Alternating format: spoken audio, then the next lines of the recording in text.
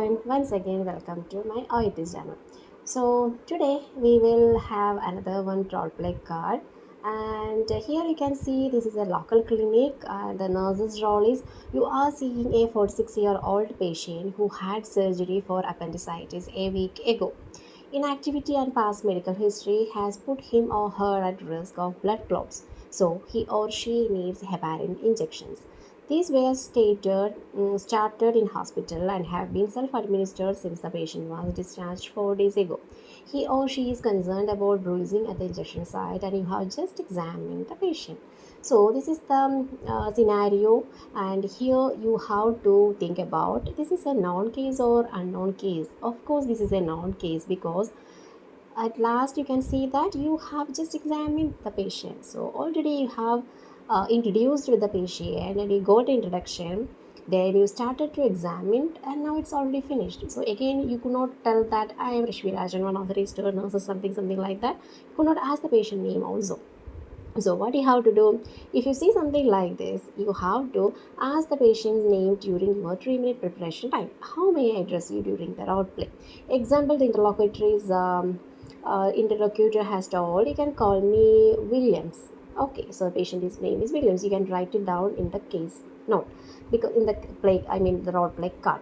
Don't think that you can keep the name in your mind, because you will have many practice with your friends, your teacher, or somewhere. So all these names will be in your semi-conscious mind, and on the flow you will tell these names and all. So don't forget to write patient's name on your role play card. That's the first thing.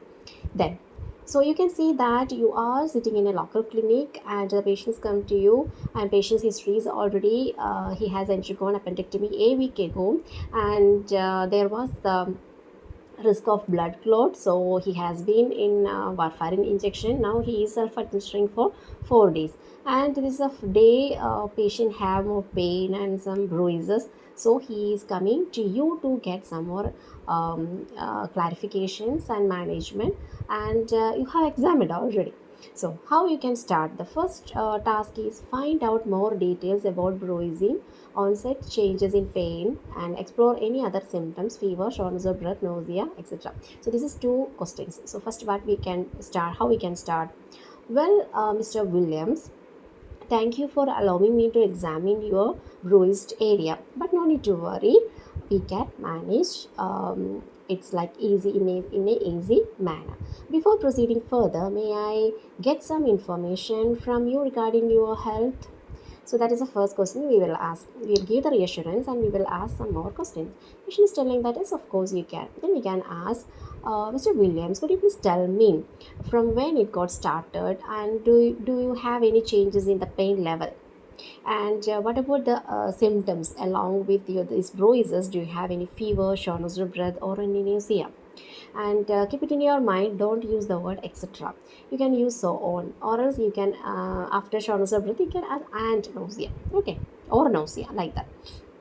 Then patient told, actually sister, the onset is when I started to self-administer. It was okay for the first day, but gradually the bruising has started, and it is in increasing pain, and the bruising also it started to increase, and other than pain actually I don't have any other symptoms. Okay, then we will tell thank you for information, and for my better clarification, may I ask you one question regarding your compliance with the heparin injection advice?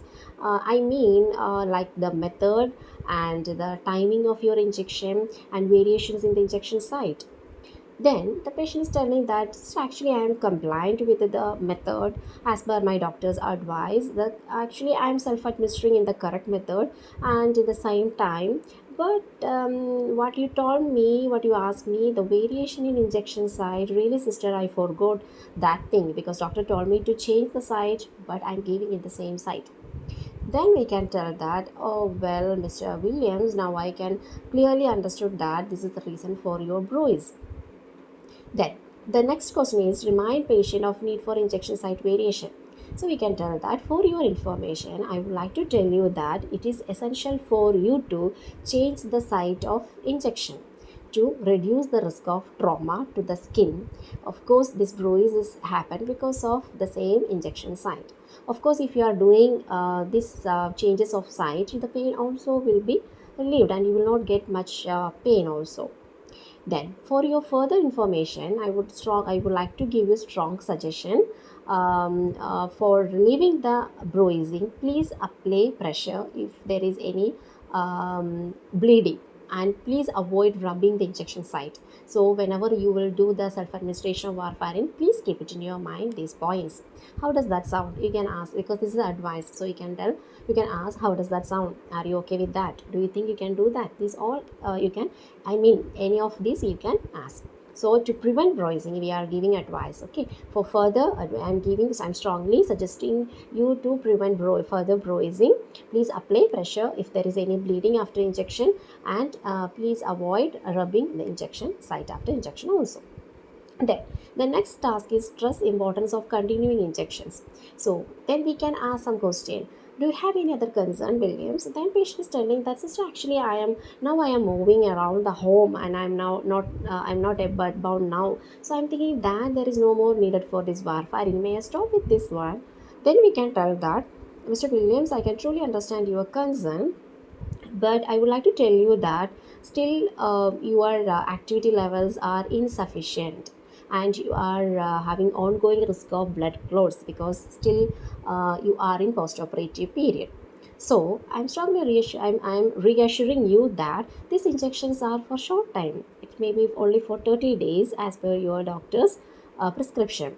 And these bruisings are very common among postoperative patients. And actually, I'm once again reassuring you that if you follow all my techniques, there will not be no more bruising and no more complications in your injection site. Is it okay for you? Like that, we can ask.